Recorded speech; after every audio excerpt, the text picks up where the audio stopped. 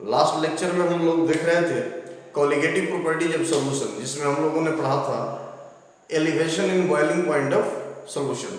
तो उसका थ्योरी हम लोगों ने कर लिया है और न्यूमेरिकल भी हमने किया है। एक और क्वेश्चन है, ये बहुत अच्छा क्वेश्चन है, इससे भी हम लोग बहुत कुछ सीख सकते हैं। तो आप इस क्वेश्चन को या तो एक स्क्रीनशॉट ले लीजिए इसका, या फिर आप लिख सकते हैं तो लिख लीजिए, ठीक है। तो देखिए कह रहा है the boiling point elevation constant for benzene is 2.53 kelvin KG पर मोल।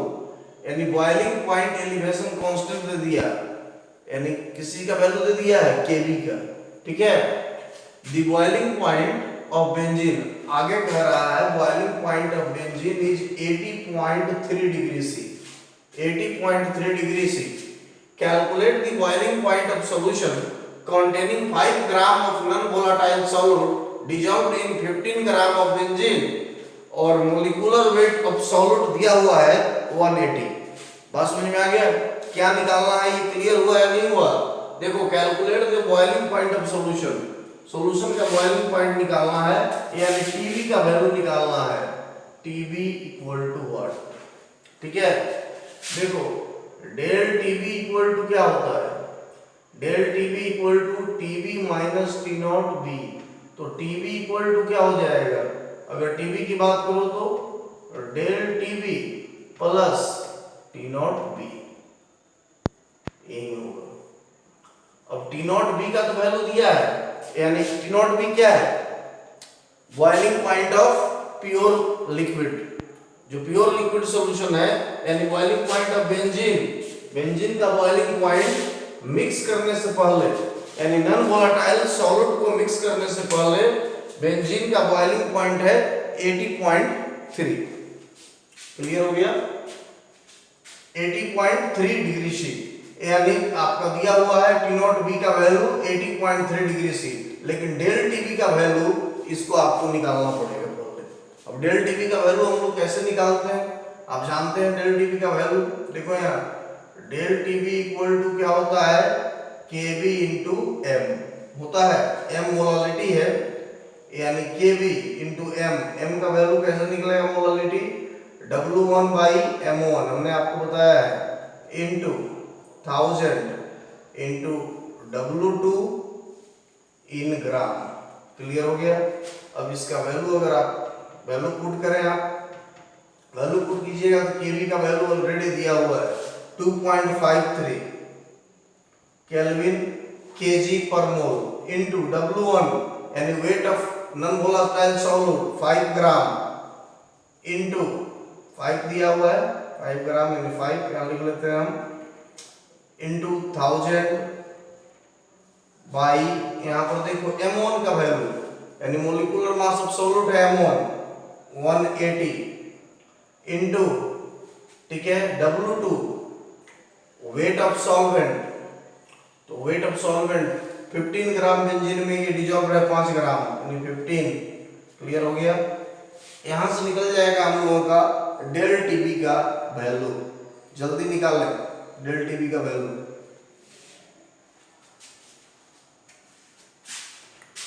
देखिए ये कैलकुलेट कीजिएगा तो ये आ जाएगा 4.68 केल्विन, 4.68 केल्विन आएगा।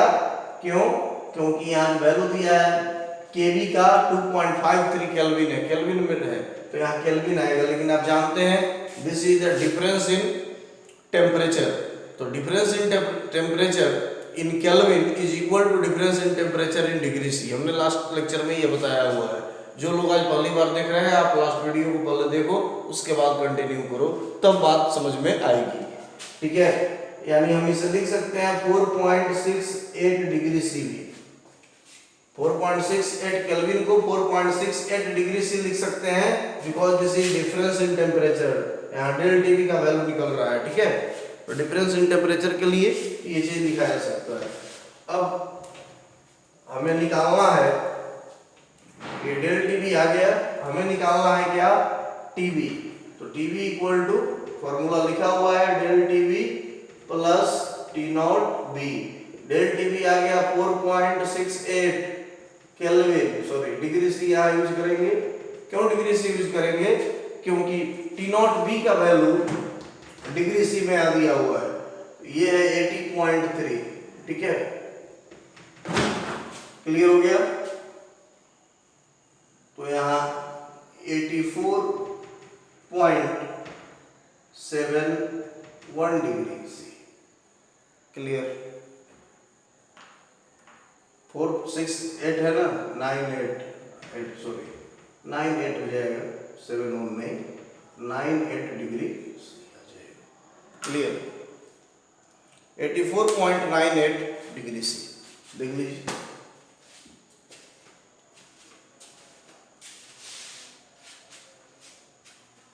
हो गया, ठीक है। जल्दी से या तो स्क्रीनशॉट ले लें या फिर आप इसको बना लें।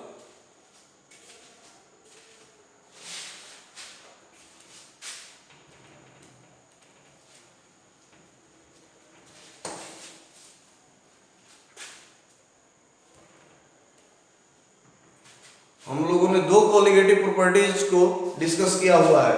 पहला डिस्कस किया है हम लोगों ने relative lowering of vapour pressure और दूसरा एलिवेशन इन बॉइलिंग पॉइंट, ठीक है। तो आज के लेक्चर में हमने शुरू में एक क्वेश्चन कराया जो लास्ट लेक्चर का क्वेश्चन था, लास्ट लेक्चर की थ्योरी पर ये बेस्ट क्वेश्चन है, यानी एलिवेशन इन बॉइलिंग पॉइंट का क्वेश्चन है। अब हम लोग थर्ड कोलिगेटिव प्रॉपर्टी स्टार्ट कर रहे हैं। Third colligative property depression in freezing point, depression in freezing point is the third colligative properties।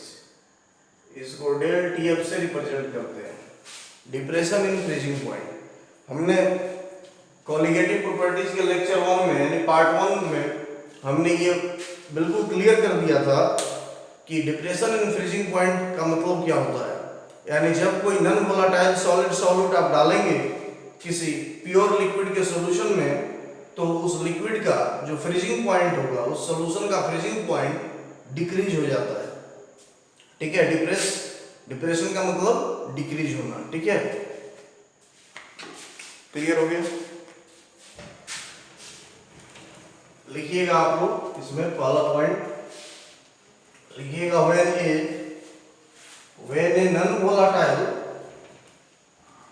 when a non-volatile solid solute, when a non-volatile solid solute is added to a solution, to a liquid solution, then the freezing point of solution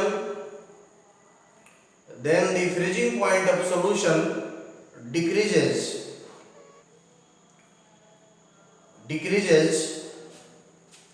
with respect to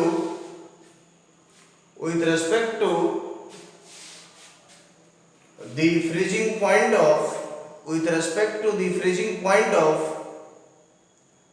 pure liquid solution. यानी जो एक pure liquid का solution है उसमें जब आप non volatile solid solute डालते हैं तो जब नया सॉल्यूशन जो बनता है उस सॉल्यूशन का फ्रीजिंग पॉइंट डिक्रीज हो जाता है with respect to previous solution. यानी प्योर सॉल्यूशन के कंपैरिजन में जो न्यू सॉल्यूशन बनेगा उसका फ्रीजिंग पॉइंट कम हो जाएगा, डिक्रीज कर जाता है, ठीक है। अब देखो यहाँ नेक्स्ट पॉइंट में लिखोगे the difference between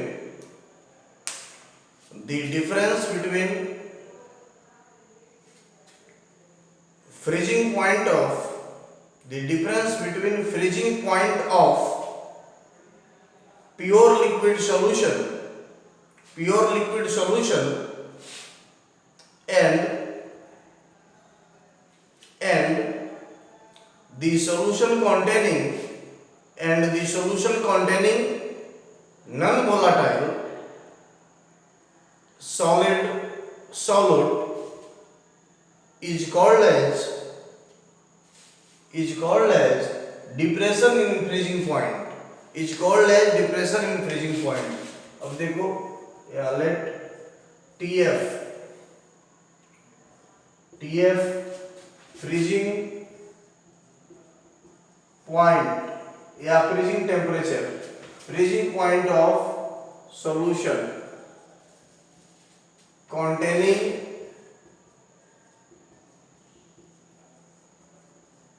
non-volatile solute. TF is the freezing point of solution containing non-volatile solute. Clear हो गया?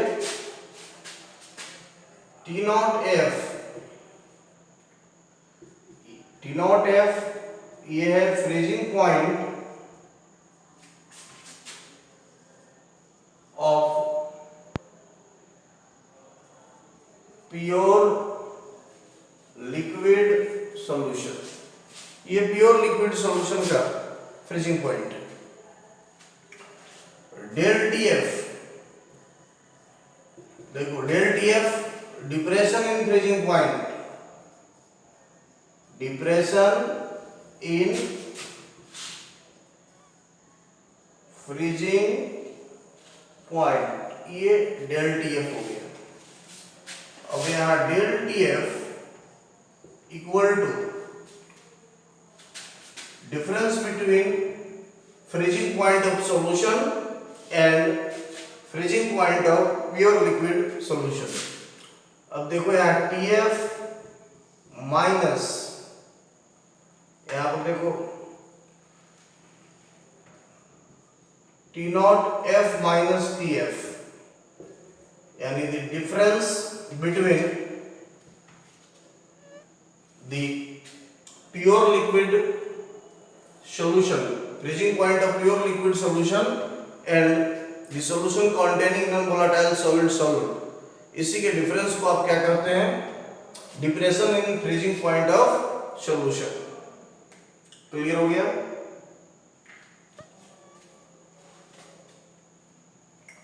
अब देखो यहां पे क्लियर हो गया?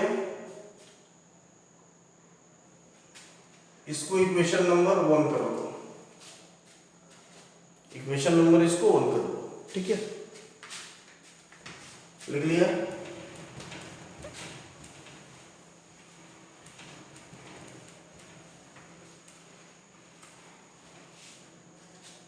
नेक्स्ट पॉइंट में लिखेंगे it is also found that, देखो एक्सपेरिमेंटली यह पाया जाता है ये जो डेल TF है यानी depression in freezing point of solution, ये directly proportional to molality of solution, solution के मोलालिटी के डायरेक्टली प्रोपोर्शनल होता है। अब डेल TF इक्वल टू, यहाँ पे ये प्रोपोर्शनलिटी का साइन हटेगा तो एक कांस्टेंट आता है KF इंटू M। देख लो ये KF एक कांस्टेंट आता है जब प्रोपोर्शनलिटी का साइन यहाँ से हटता है, तो ये KF this is cryoscopic constant, ये क्रायोस्कोपिक कांस्टेंट होता है, ठीक है? या फ्रीजिंग पॉइंट देखो, ठीक है? डिप्रेशन कांस्टेंट,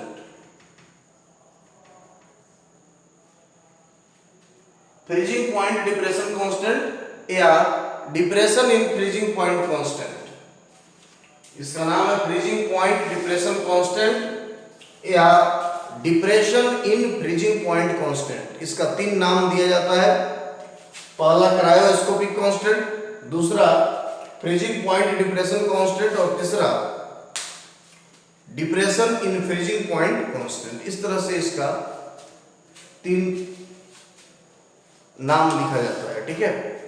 क्लियर हो गया? प्रॉब्लम्स में आपको ये कभी इस नाम से भी दिया रहेगा इसका वैल्यू, कभी इस नाम से भी।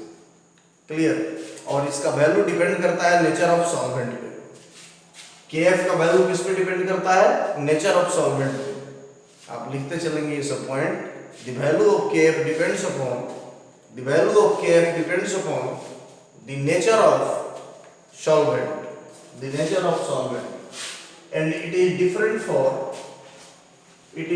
For different solvents. इसको इक्वेशन नंबर आप 2 कर लें। क्लियर हो गया? अब देखो यहाँ पे स्टार देकर लिखिएगा del T F equal to K F into M. Equation number 2 से हम देख रहे हैं इसको। अब देखो इफ m इक्वल टू 1, अगर यूनिट मोलल का सॉल्यूशन हो जाए, ठीक है, यानी एक मोलल सॉल्यूशन हो जाए, देन यहाँ पर देखो del T F equal to होगा K F. Del T F किसके इक्वल हो जाएगा? के एफ के इक्वल हो जाएगा। क्लियर हो गया? इसको इक्वेशन नंबर आप 3 करो।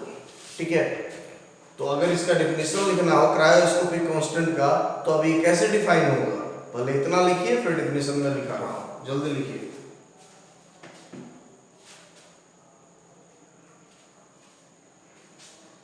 Del T F equal to K F. Clear हो गया?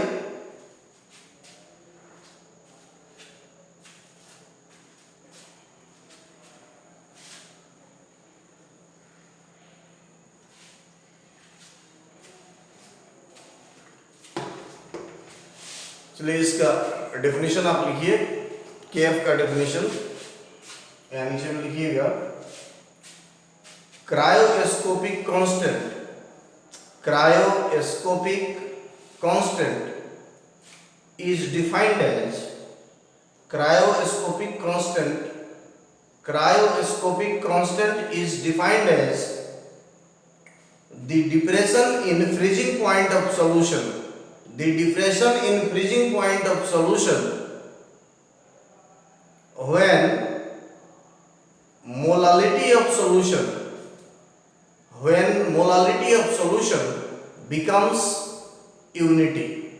यानी जब सॉल्यूशन की मोलालिटी 1 हो जाए तो उस समय जो डिप्रेशन इन फ्रीजिंग पॉइंट होगा सॉल्यूशन का, वहीं क्या हो जाएगा? केएफ हो जाएगा। क्लियर? कभी कभी 12th में 1 मार्क्स में डेफिनेशन पूछा जाता है, डिफाइन क्रायोस्कोपिक कांस्टेंट। ठीक है, क्लियर हो गया?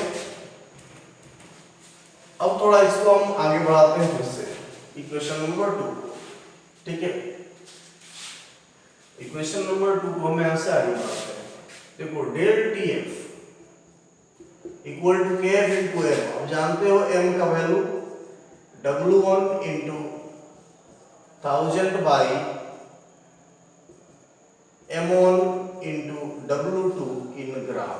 ठीक है, W1 क्या है? यहाँ weight of solute, weight of solute है, याद करो हमने एलिवेशन बॉइलिंग पॉइंट में W1, M1, M2, W2 सभी चीजों को बताया है, आपको ये याद रखना पड़ेगा। ठीक है, तो यहाँ पर देखिए, अगर यहाँ से M1 निकालना हो यानी मोलिकुलर वेट ऑफ सॉल्यूट, तो KF into W1 into 1000 by del TF into W2, ये G फॉर ग्राम, यानी ग्राम में दिया रहेगा वेट ऑफ सॉल्वेंट, तब ये फॉर्मूला यूज करोगे। अब देखो यहाँ फिर से मैं लिख दे रहा हूं, M1 इक्वल टू क्या है? Molecular weight of solute. W1 क्या है यहाँ?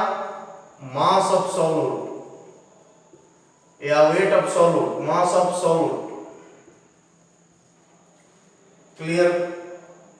W2 क्या है? Mass of solvent.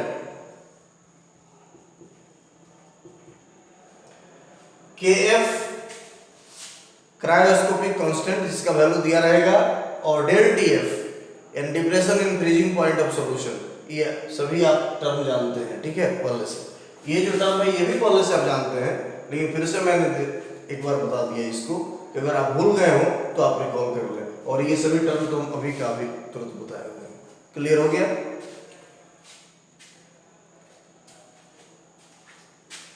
क्लियर हो गया? तो इस तरह से हम लोग मोलिकुलर वेट ऑफ सॉल्यूट यहां से निकाल सकते हैं। अगर depression in freezing point of solution से मोलिकुलर वेट ऑफ सॉल्यूट निकालने के लिए कहेगा तो ये फॉर्मूला आप यहां से लगाएंगे। क्लियर हो गया? लिख लिया आपने? जल्दी लिख लीजिए, अब फिर क्वेश्चन चलेंगे। बहुत सारे क्वेश्चन है इसमें, असाइनमेंट में बहुत सारे क्वेश्चन है इस पर, ठीक है, जल्दी करें। अगर कभी यूनिट ऑफ केएफ पूछ दिया तो यूनिट ऑफ केएफ यहां भी होता है केल्विन केजी पर मोल। जैसे यूनिट ऑफ केवी पढ़ा था आपने इसके पहले, इवोल्यूस्कोपिक कांस्टेंट का यूनिट वो भी यही था, केल्विन केजी पर मोल। या फिर यूनिट ऑफ केएफ केल्विन पर मोलल सॉल्यूशन। ये पर मोल है, ये मोलल है, ठीक है ना, मोलालिटी। क्लियर? और ये मोल है। तो केएफ की यूनिट केल्विन केजी पर मोल, ये ऑब्जेक्टिव में पूछा जाता है, या यूनिट ऑफ केएफ केल्विन पर मोलल, ठीक है।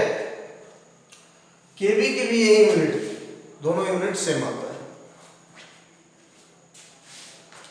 अब यहाँ क्वेश्चन है, क्वेश्चन कई हैं लेकिन हम कुछ क्वेश्चन यहाँ डिस्कस कर दे रहे हैं आपके लिए, ठीक है। Type problem,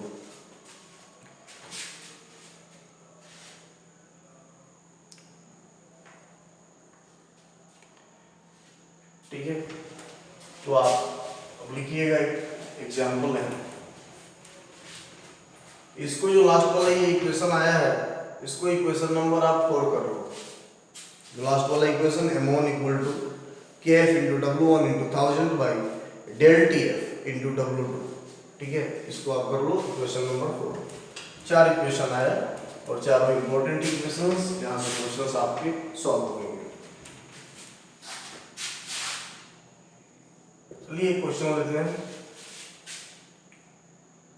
calculate the mass of glucose, calculate the mass of glucose which is to be dissolved in, which is to be dissolved in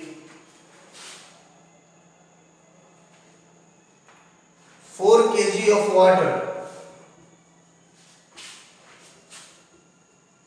4 kg of water to form a solution,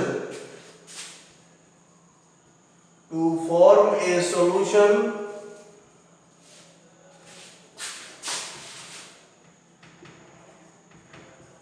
that will freeze at -3.7 degree C, -3.72 degree C, ठीक है।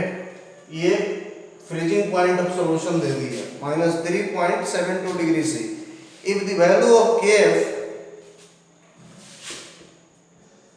if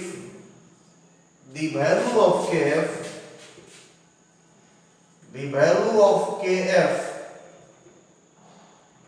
of water is 1.86 Kelvin kg per mole। ये question कह रहा है calculate the mass of glucose which is to be dissolved in 4 kg of water to form a solution that will freeze at -3.72 degree C if the value of KF of water is 1.86 Kelvin kg per mole। Clear हो गया? क्या निकालना है? Molecular weight of solvent निकालना है। Sorry, आप देखोगे मास of solvent क्या निकालना है, कह रहा है calculate the mass of glucose, glucose का मास निकालना है, मोलिकुलर वेट नहीं। सॉरी, कह रहा है calculate the mass of glucose which is to be dissolved in 4 kg of water, यानी मास, वो मास निकाले ग्लूकोज का, यानी ग्लूकोज यहाँ यूज हुआ है नॉन वोलेटाइल सॉलिड सॉल्यूट के रूप में। नॉन वोलेटाइल सॉलिड सॉल्यूट है ग्लूकोज, जो कि 4 किलोग्राम ग्लूकोज का कुछ मास 4 किलोग्राम वाटर में यानी सॉल्वेंट में डाल दिया गया है। उसके बाद एक सॉल्यूशन बनाया गया है जिसका फ्रीजिंग पॉइंट -3.72 डिग्री सी है, यानी फ्रीजिंग पॉइंट उसका नॉन वोलेटाइल सॉल्यूट डालने के बाद वाटर का फ्रीजिंग पॉइंट डिक्रीज कर जा रहा है। ठीक है, अब कह रहा है कि F का वैल्यू 1.86 केल्विन केजी पर मोल हो, तो फिर आप निकालें क्या होगा। ग्लूकोज का मास जो डिजोल्व हुआ है। ठीक है, एक क्वेश्चन बना लिया आप लोगों ने। चलिए आप ही लोगों के लिए मौका दे रहे हैं, जल्दी कर लीजिए। हाँ, इसलिए आराम से हम पढ़ रहे हैं इसको कि आप समझ पाए और आप कैलकुलेट करें। कर रहे हैं ना? ठीक है, चलिए जो लोग घर बैठ के देख रहे हैं वीडियो, आप भी ऐसे ही करें जैसे क्लासरूम में पढ़ाई होती है, बिल्कुल मैं वैसे ही पढ़ा रहा हूँ। ठीक है, कुछ भी ऐसा नहीं कि पहले से रिकॉर्डेड, कुछ भी रिकॉर्डेड नहीं, लाइव क्लासेस में जिससे पढ़ाई हो रही है उसी को रिकॉर्ड किया जा रहा है। जब आपका टॉपिक आ रहा है कंसर्निंग टॉपिक सीक्वेंस के अकॉर्डिंगली, तो उसको रिकॉर्ड कर दिया जाता है। ठीक है, जल्दी करें आप। तो क्लियर हो गया? हम लोगों ने फॉर्मूला देखा है अभी, M1 इक्वल टू, बताइए क्या था, W1 इंटू 1000, यहाँ पे KF था। M1 इक्वल टू, यहाँ पे देखो M1 अभी फॉर्मूला हमने देखा है KF into W1 into 1000 by del TF into W2 in gram, यही फॉर्मूला हमने देखा था। अब देखो बाबू, यहाँ W1 का वैल्यू निकालना है, M1 नहीं निकालना है। ग्लूकोज है तो ग्लूकोज को लिख दिया है, नाम लिख दिया है। अगर M1 निकालना रहेगा तो फिर हम सॉल्व क्यों करेंगे? ग्लूकोज का मोलिकुलर मास हम सबको मालूम है। ठीक है, या तो एक्जेक्टली 180 आएगा या उसी के राउंड अबाउट कैलकुलेशन में। अगर एक्जेक्ट वैल्यू इन सभी का नहीं दिया हुआ है क्वेश्चन में तो थोड़ा सा डिफरेंस होगा, लेकिन 180 ही रहेगा, 180 के आसपास। ठीक है, लेकिन यहाँ पे W1 निकालना है भाई, मास ऑफ कितना मास डिजोल्व है, तो ये W1 निकालना है, ध्यान रखना।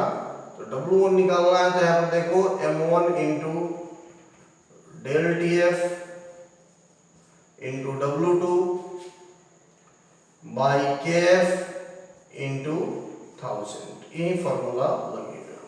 यहाँ से इस फॉर्मूला को आपने निकाल लिया। क्लियर हो गया? अब वैल्यू देखो तुम, M1 का वैल्यू मोलिकुलर मास तुम्हें मालूम है ग्लूकोज का 180 होता है। ठीक है, इसका वैल्यू यहाँ रख दोगे डेल TF तुमको मालूम नहीं है, निकालना पड़ेगा। देखो कैसे निकालोगे बाबू, डेल TF इक्वल टू हमने सिखाया है T0 F माइनस TF। अब प्योर वाटर का, वाटर इज सॉल्वेंट हियर, और प्योर वाटर का फ्रीजिंग पॉइंट कितना होता है? 0 डिग्री सी। ये देगा नहीं, खुद समझना पड़ेगा, आपको मालूम है 0 डिग्री सी होता है। और TF का वैल्यू दिया है, यानी फ्रीजिंग पॉइंट ऑफ सॉल्यूशन दे दिया।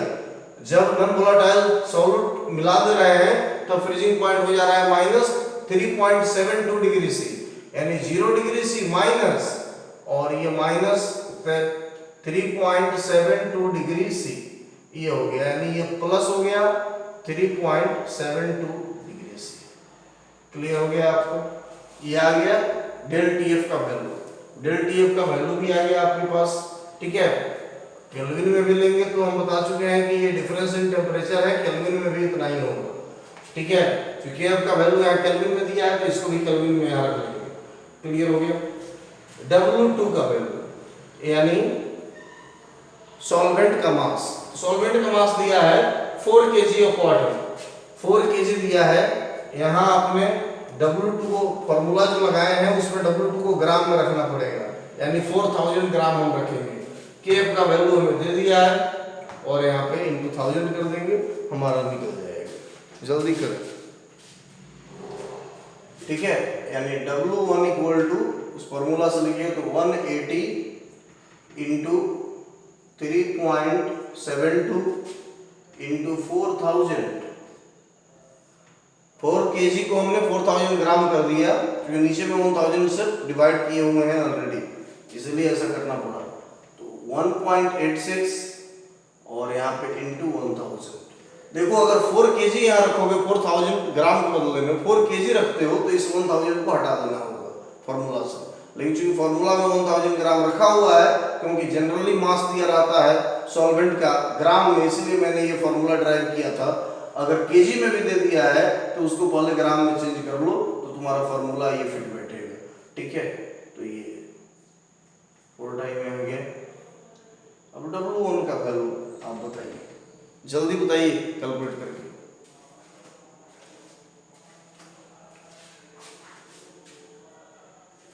जल्दी कीजिए, आपका हो गया, बना लिया आपने? ठीक है, हाँ ठीक है।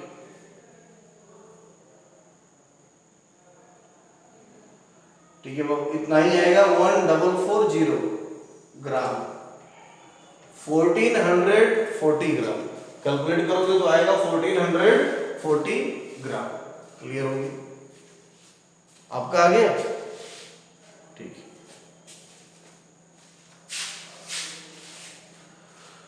तो इस तरह से हम लोगों ने थर्ड कॉलिगेटिव प्रॉपर्टी भी कंप्लीट कर लिया है। कॉलिगेटिव प्रॉपर्टी का बिल्कुल छोटा छोटा हम पार्ट करके आपको पढ़ा रहे हैं, जिससे बात समझ में आए। आप घर में बैठे हुए हैं, आराम से पढ़िए, एंजॉय कीजिए चीज़ों को, और नोट्स बनाते रहिए आप साथ साथ। कोई प्रॉब्लम नहीं होगा, बिल्कुल डाउट फ्री क्लास है ये। क्लास को अगर समझना हो तो सीक्वेंस में पढ़िए, पूरा का पूरा वीडियो देखिए, 100% समझ में आएगा।